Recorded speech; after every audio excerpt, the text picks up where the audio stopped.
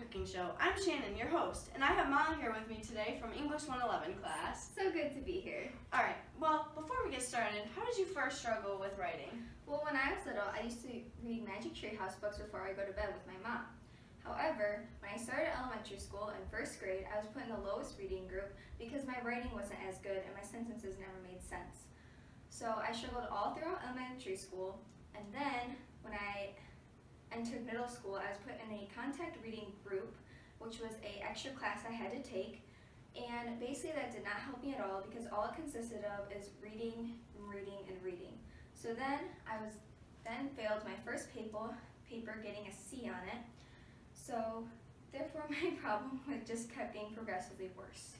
So what did you first do to help yourself? Well, first my teachers wanted me to get help from my parents at home, and basically it was just arguing about sentences the whole time and how the paper didn't make any sense. So what did you try next? I'm glad you asked. I had to come up with my solutions with my favorite books. Sounds great. What else do you add?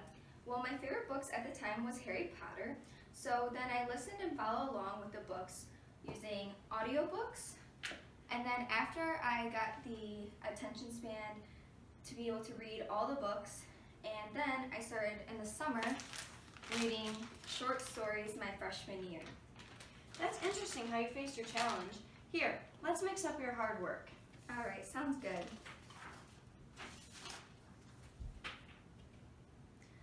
So now that I have mixed in all my ingredients into my paper, now that we have all the solutions mixed in, it's now time to add it to my papers.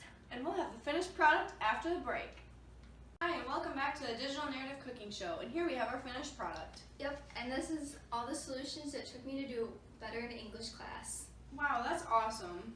Well, thank you for having me on the show. And we'll see you next time!